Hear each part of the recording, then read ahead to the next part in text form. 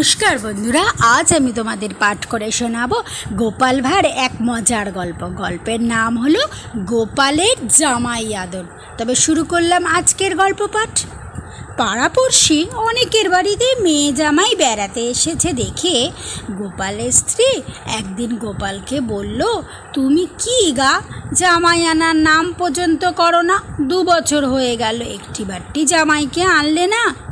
স্ত্রীর কথা শুনে গোপাল বলল, জামাই আনা কি 4টিখানি কথা? কত খরচ বলো তো? গোপালের কথা শুনে গোপালের স্ত্রী বলল, তুমি দেখছি হাড় কেপ্পন হয়ে গেলে গো। রাজবাড়ি থেকে এত এত টাকা পয়সা আনছো, সে টাকা পয়সায় ছাতা পড়ে গেল। আমি কোনো কথা শুনতে চাই নে।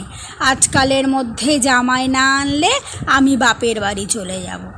গোপাল ভাবল, এবার আর জামাই না এনে উপায় নেই। তাই সে বিকালবেলায় জামাই নিয়ে ফিরল।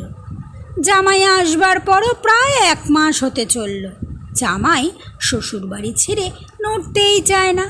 বসে বসে এমন চব্যচুষ্য লেজ্জ পেয়েও পাবে কোথায়?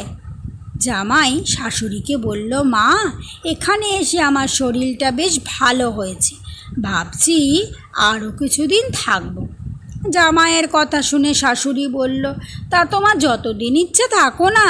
তোমার শ্বশুর তো এখন 2 হাতে টাকা আনছে, যত ইচ্ছা থাকো। শাশুড়ি ও জামাইয়ের কথোপকথন শুনে গোপাল মনে মনে প্রমাদ গুনল, না আর নয়, যেভাবে হোক বুদ্ধি করে জামাই বাবাজিকে তাড়াতে হবে, নইলে যে জমানো টাকা ভাঙাতে হবে। জামাই পোষা না হাতি পোষা? মনে মনে ফোন দিয়েটে জামাইকে বলল, বাবাজি, এ পাড়ায় ভীষণ ছিচকে চোরের উৎপাত। এই যে দেখছো লেবু গাছটা, এতে হাজার হাজার লেবু এলেও আমি সময় মতো দেখতে পাই না। বেচলেও যে পয়সা হতো। তুমি বাপু একটা লেবু গাছটার দিকে নজর রেখো। সব সময় নজর রাখতে হবে না, বিশেষ করে সন্ধ্যার পরে একটু নজর রেখো। বাতি নিভিয়ে 2-4 দিন গাছের দিকে নজর রাখলে নিশ্চয়ই চোর ধরতে পারবে।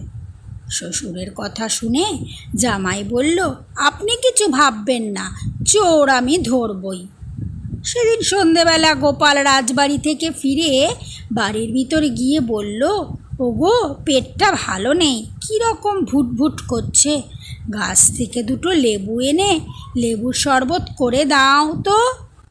ঘরে আর অন্য কোনো বাতি না থাকায় গোপালের স্ত্রী অন্ধকারে লেবু আনতে গেল। জামাই চোর ধরার অপেক্ষায় আগে থেকেই ওত পেতে বসেছিল। চোর ভেবে শাশুড়িকে চাপটে ধরল। চিৎকার চেঁচামেচি শুনে গোপাল সঙ্গে সঙ্গে বাতি নিয়ে ছুটে গেল। তখনও জামাই শাশুড়িকে জড়িয়ে ধরে আছে।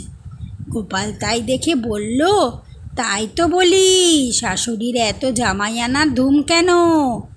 গোপালের স্ত্রী ভীষণ লজ্জা পেয়ে রান্নাঘরে চলে গেল। জামাইও ভীষণ লজ্জা পেয়ে রাতের অন্ধকারে শ্বশুরবাড়ি ত্যাগ করলো। গোপাল মনের সুখে বারান্দায় বসে তামাক টানতে লাগলো। আমার গল্প পাঠ এখানেই শেষ হলো।